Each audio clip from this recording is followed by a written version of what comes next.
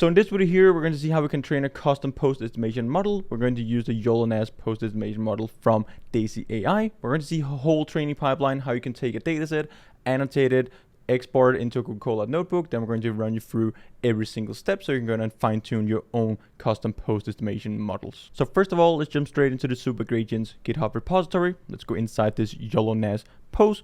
So if you just take a look at this benchmark with YOLO V8 compared with YOLO-NAS for pose estimation, we can then see that the YOLO-NAS pose estimation models here are actually significantly better and state of the art, and is better compared to the YOLO V8 models. Here we can even see that if we're taking the small model, it has comparable performance with the medium model from YOLO V8, and here also the medium model outperforms the large model, and it is the exact same thing with the nano and small and medium, where we get like way faster inference speed with the YOLO-NAS pose models. So the YOLO-NAS models are actually optimized for NVIDIA T4 GPU, but also for Intel Xeon CPUs and also the Jetson Nano if you want to deploy these YOLO-NAS and the YOLO-NAS pose model on an edge device. So Daisy AI has a bunch of different models, both open source and proprietary, and I definitely recommend you guys go in and check them out. They both have these YOLO-NAS models, which are open source, and they also have some proprietary models. So definitely recommend check those out. You will learn a ton and you'll be able to use some pretty cool models.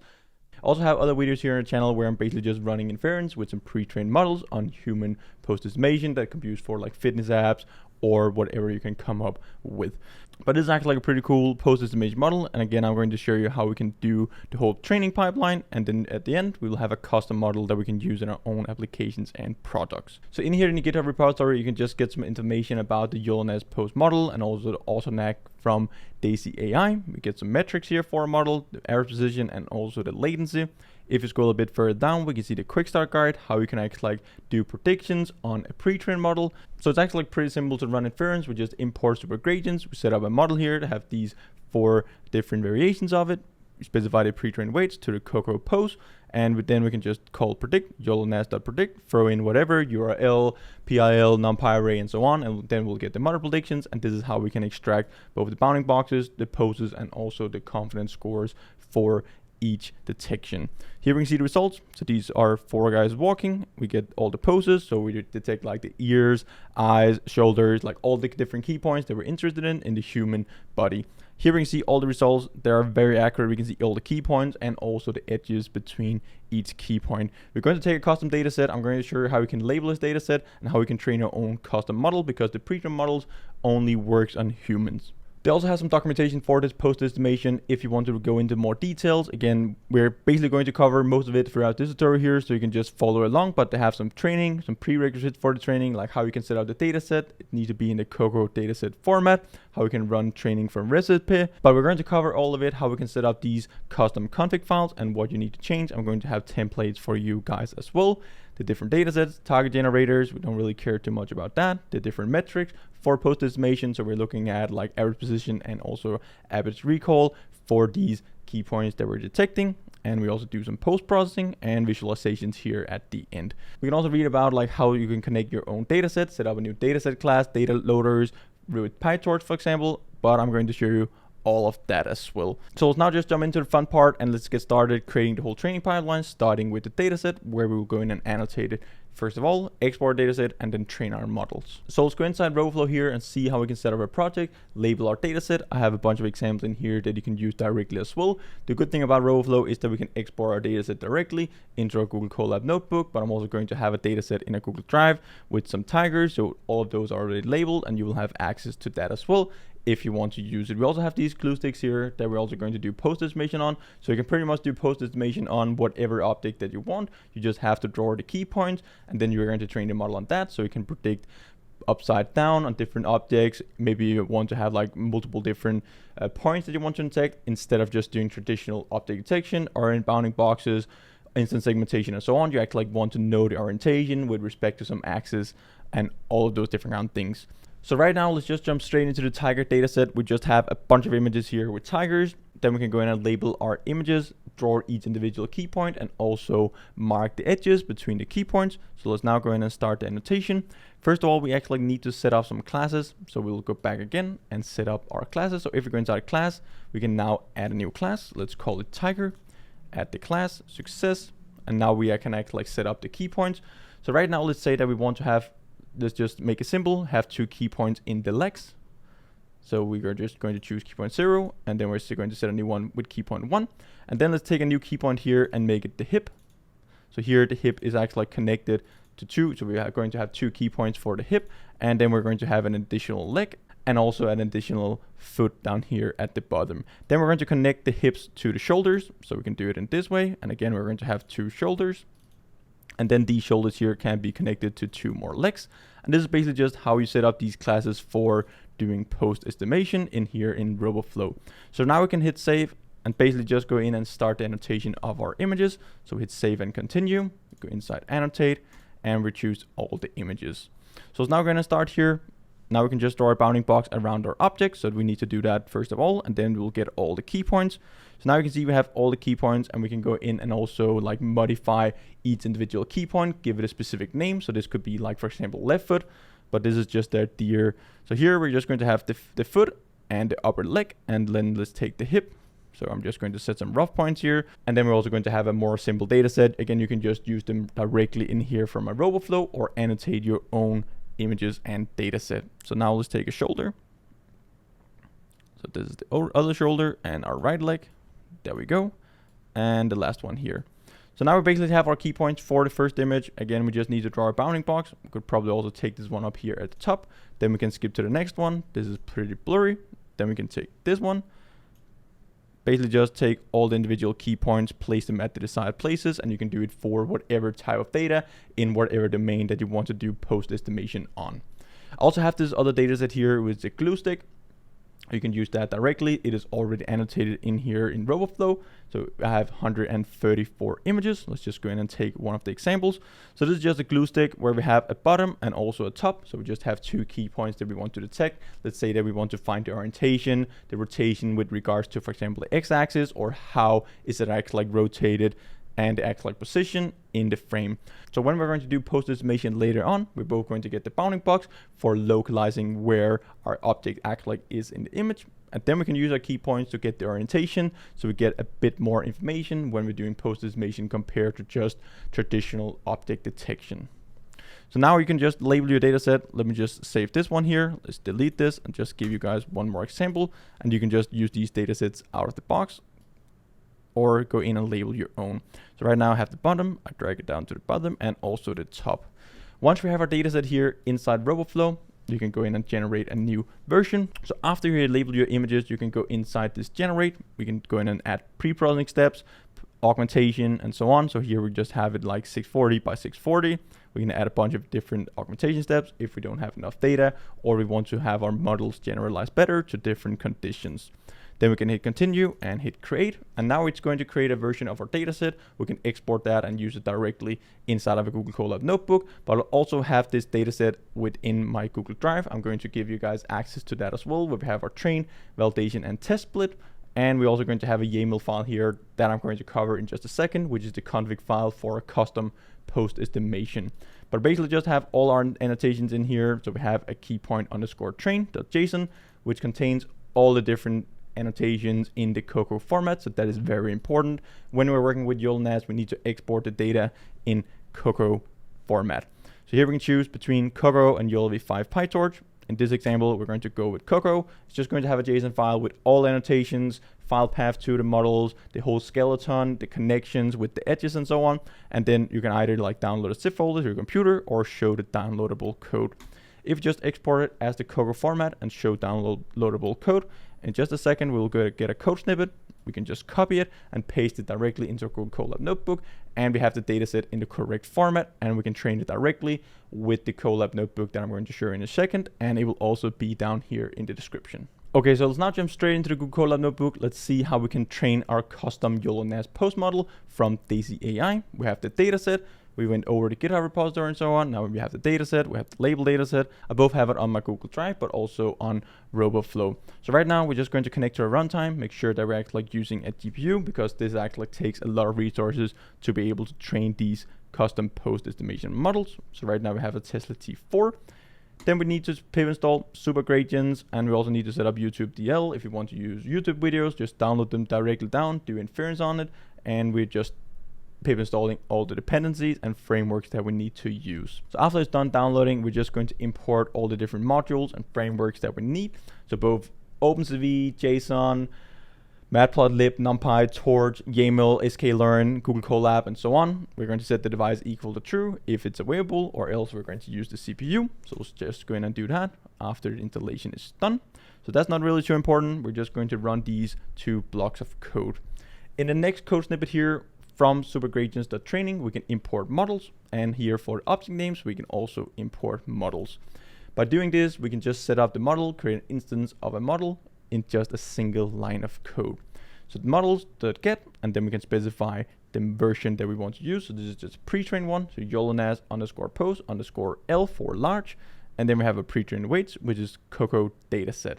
We're going to throw it on the GPU. Let's create an instance of our model. It's going to run that directly after it has imported the modules up here. So it'll just take a second. There we go. So here we can see that it's actually like downloading the model, 300 megabytes, and we can see that it has successfully loaded the pre-trained weights for architecture YOLO-NAS Pose large. First of all, before we're going to go in and do custom training, let's do inference on an image just to make sure that we have everything installed and this actually works. So it takes in PLL image, NumPy, path to a video file, image file, URL, and whatever. So let's grab this image and do inference on that. So I just have a URL here for the actual image, and we're going to call the predict function with a confidence score of 0.7. So that's around 70% confidence score. And we're just going to call .show for visualizing our results. So let's run this. It's going to take the image, download the image, throw it through the Pose Estimation Model. It's going to extract the results, and it's also going to visualize it directly. So now we can see the Pose Estimation. These are some very, very good results. And we can also see the confidence scores are very high. So now we know how to set up a model, do inference. Let's go down and fine tune it now on our custom datasets. First of all, we need to set up a trainer. We need to download our dataset, do all the dataset handling. We need to set up a config file, and also basically just create our Dataloaders so we can train our models directly in here. So from supergradients.trainer, we're going to import our trainer. We set up our checkpoint directory where we're going to store all the checkpoints, all the different kind of like information, all the outputs from our training pipeline. We're going to set up an experiment name and also the checkpoint root directory. So let's now go ahead and do that. So the only requirement is that our dataset is exported in the COCO dataset format. Let's now go ahead and connect to Drive. So it's just going to ask for permission. I'm going to connect to Google Drive. I'm going to use my account here. And now it's basically just going to set up and connect to my Google Drive, and I can access it over here to the left in the files. So first of all, we're just going to copy my dataset from my Google Drive into the content here, into the local memory and hard disk in my Google Colab environment. Again, just remember, like everything that is inside this environment, this virtual environment in Google Colab, will be deleted if you disconnect from the runtime or if you close this notebook. The reason why I'm copying it from Google Drive into this content is that we only have to do it once. So it will actually take longer to go in and download the dataset, load the dataset while we're training from Google Drive compared to if you just copy it directly in here. So let's now do that, and it will probably take some time. But while it's copying the files, let's go in and see how we can do it with RoboFlow. I just copy it from RoboFlow, paste it in here. You just need to specify your API key, and it's going to set up your dataset in the exact same format as I have this Tiger dataset. So I've been talking about the configuration file a couple of times. So let's now go in and take a look at that and see how we can set that up. I'm going to have a custom one which will be available on my GitHub, but if you want to use a custom one here that you can set up on your own, you can download this from Supergradients GitHub repository. If you just go inside there, then we have to get Supergradients GitHub repo.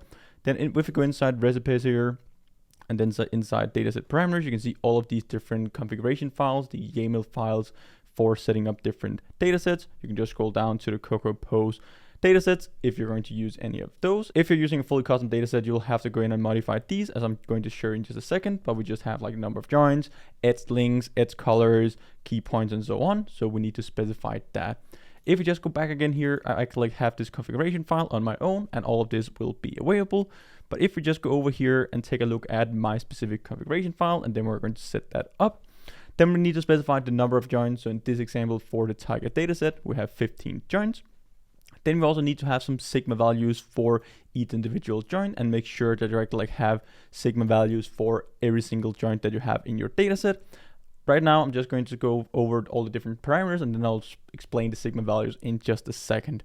So the edit links here is basically just the links connecting all the individual key points in your dataset. So you will get that from your annotations when you're exporting your dataset and so on. So you need to set up the edit links, and we also need to specify the edge colors. So these will have to be the same sizes or the exact same number of edge colors as we have edge links. So this is just like arbitrary colors, like you can just choose whatever color you want to have, but we want to have like a unique color for each individual edge, or that's pretty much up to you. We also need to have specific key point colors here just to be able to identify different key points and also be able to distinguish between different ones. So we have unique key point colors as well. And that's pretty much everything that we have to set up in this configuration file, the data loaders and so on. We're going to set that up in the code. Now we just go back to the sigma values here again. So right now I've just 0.1 for all of my key points, but it's basically just determining like how much error do we want to allow for individual key points. In the upper part of the body, we might actually be able to allow more localization error. So the higher the sigma value, the more localization error we allow. And again, the lower localization error we want to allow in our data set.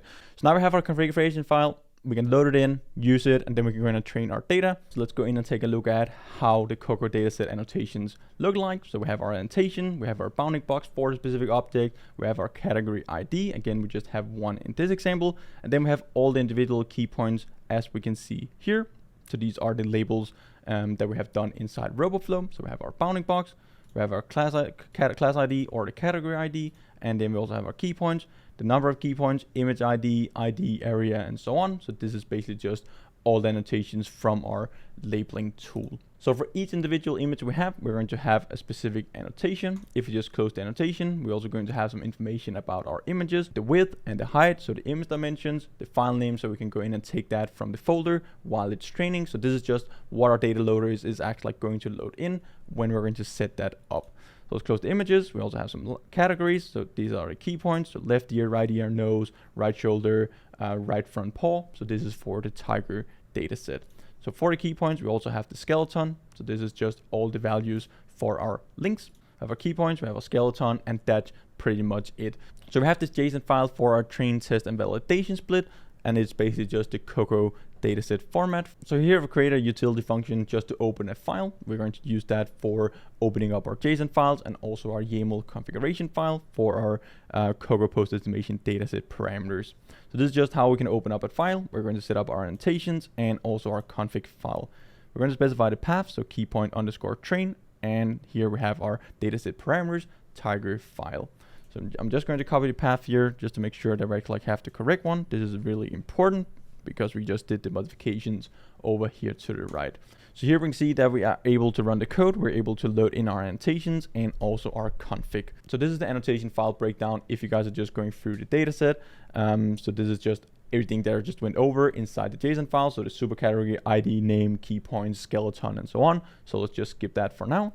Then I have another utility function for plotting some random images. Right now we're just going to plot 5. It is good practice to go in and plot some images from your data set just to make sure that you're able to load in the images in the correct way and also the annotations.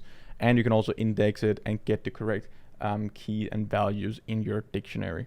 So let's run that, and now we can call the function plot random images. We set our data equal to our annotations and our image base directory. So we're just going to take 5 images from our training set and plot those with our annotations. So here we see that we're able to load in our data. We're not getting any errors, and we're visualizing 5 frames of our tigers. So let's now go down and see how we can create our data loaders, load in our data so we can start training our custom YOLO-NAS Pose model. So to start with, we need to create a class called Pose Estimation Dataset. And we need to set up a bunch of different things. So we need to have our data directory, image directory, JSON file, extract all the information, create our data loaders around that. So I won't really go too much into details, but we're just extracting like all the joins, the number of joins. We go in and just index all the images. So we're just going to run through all our images, store all the paths and images on a list so we can use that later on. So we both give the image IDs and also the image files. Then we're also going to have a list here for annotations. We run through all the annotations, extract the key points from our annotation and also the bounding box, and then we're just going to put it on some arrays that we're going to store, and then we can have our self.annotations.append, and then we're going to throw our annotations onto that list. Then we both have all the images extracted and also all the annotations. Then we're going to have a class function for loading a sample, because we're going to use that when we are training our data. So every time we want to train our model, it's just going to call this function, load sample. It's going to load the sample from a dataset, throw it through the model, do some optimization with the model and also the weights of the model. It's going to load in a new sample from the dataset, and it's going to do it in batches. So right now, let's just go in and just run this block of code. Let's create our class, our Pose Estimation Dataset class, which is really important to create our data loaders. Then we're going to open up all our annotation files, both for train, validation, and test split. So let's just run it directly here. Now we can go in and do some transformations to our key points. So it's basically just doing some random augmentation and so on. We won't really dive too much into details. It's just good practice to do data augmentation on top of your data if you're talking about post estimation, object detection, segmentation, or whatever. So here we just run this block of code. You can dive into details if you want to do that, but let's just save some time and skip past that. Let's set up our transform for our training set and also our validation set, because we don't want to have the same augmentation steps in both. Now we can go down and create our instances of our post estimation dataset, which is actually like our data loaders. So we just need to specify the data directory, image directory, JSON files, the transforms that we want to use, edge links, edge colors, and also our key point colors, which we're extracting from our configuration file. We're going to do the exact same thing both for our training dataset, our validation dataset, and also our test dataset. So now we have everything. We should be able to run this. So if it's able to run this, we have loaded in our data and also all of our annotations. And now we can see that we're printing 15, 15, 15, which means that we have 15 key points extracted for all of these different validation splits. Now we can set up our data loaders, so train data loader parameters. And we can also extract those from our configuration files or set them directly in here. So for the data loaders, we need to use PyTorch, so torch.util.data, import data loader. We throw in our training set, validation set, and also our test data set together with the parameters. So let's run this and let's see if we're able to do that. Now we have a whole data set and now we're ready to go. We have all the data and we can train our models. Now we're going to create an instance of our model. You guys already know how to do that. We're just going to do the exact same thing as we did when we ran Inference in the start of the video. So now models.get, let's use the large model. The number of classes, we need to specify that when we're creating our own custom models. So the number of joints, which will just be 15. And we're also going to use some pre-trained weights for the COCO pose. So we're just going to fine tune this model on our own custom dataset. If you have a large enough dataset, you can also train it from scratch. We can probably do that with this Tiger dataset, but let's just save some time and go in and fine tune it instead on some pre-trained weights. Let's run this and see if we're able to create an instance of our model. There we go. Now we need to set up some different training parameters, our maximum number of epochs, laws, our optimizers that we want to use, and also some metrics that we want to take a look at while we're training. So we can do that down here at the bottom. So first of all, we have some non-maxima intersection over union threshold, post-confidence threshold that we do need to set up, the configurations for our number of joints and also our sigmas. So these needs to be the exact same length in our configuration file as I went over earlier. The key point colors, edge lengths, and so on for our visualization callback. And then we can also have early stopping in case our model is not improving any longer for each epoch. Now we have our train parameters. There's probably a bunch here, but you guys are probably familiar with most of them. We can have some initial learning rate warm-up epochs, and also our warm-up initial learning rate. But this is probably the learning rate that you can go in and fine-tune a bit. We can specify the number of epochs, so how many iterations do we want to run our full data set through in our model when we're doing fine-tuning. We can also specify when we want to save checkpoints for a number of epoch. Specify the loss, so YOLO-NAS Pose loss. If you guys don't know like how to fine-tune each of these individual parameters, just use these default ones. They are pretty good and you'll get some good results anyway. If you want to tune some, try to tune the learning rate, how long you're training, like how does your model actually converge, and you can also probably like play around with your optimizer. So now we have everything. We can start the training of our model. We specify the model, YOLO-NAS Pose, the training parameters, train_params, and the training loader, and also our validation loader. So it's not just run it here, start the whole training. First of all, it's just going to do some setup. We can see where it's actually like storing our checkpoints. So we're first YOLO-NAS Pose run, and then it's going to store it inside of this one. And here it's going to store all the weight files doing each iteration. So for every single epoch, it's going to store the best model and average model and also the last model for our epoch. we can see some information, the mode we're running, single GPU, one GPU here, full dataset size, so we have 3,600 images, batch size per GPU, 16, and you can also see a bunch of other stuff in here. Now we can see that the training has started, train epoch 0, 9 out of 225 in this first iteration. So this is basically just the number of our data divided by a batch size. So each individual one here is a single batch. So it's basically just going to run through the whole data set, optimize our weights, and it's going to go to the next epoch, and we just keep doing that until our metrics and our model converges and we get good results that we can use and export in our own applications and products. So let's now just let it run here for some time and get back once it's done training, and we can see how we can either resume the training if our results are not good enough yet, or how we can use the models to do inference and actually do predictions on our own images with our custom trained YOLO-NAS Pose model. So our model is now done training. Let's take a look at the results. We end up with an error position here of 0.60 and also error recall of 0.74. We can also go up and take a look at the losses here. So the post class loss, relatively low.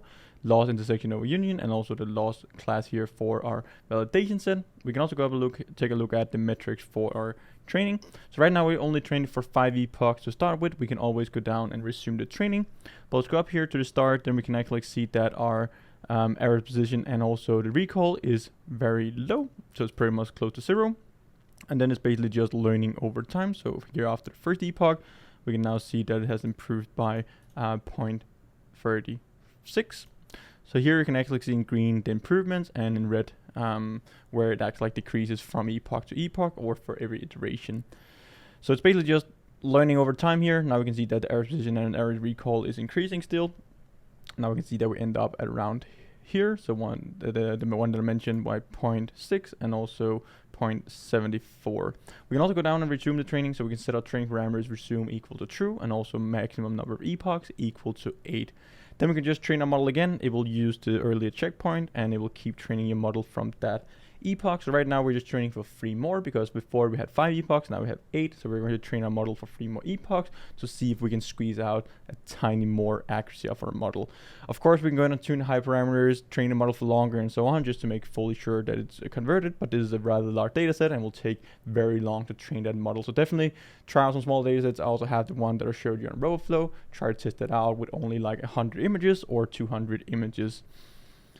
So here, let's go down. We can see that our model is still improving after we're training it for a bit longer or resuming our training. If we scroll all the way down to the bottom, we can actually see that our model increases from 0.6 to 0.65 and also here to 0.76.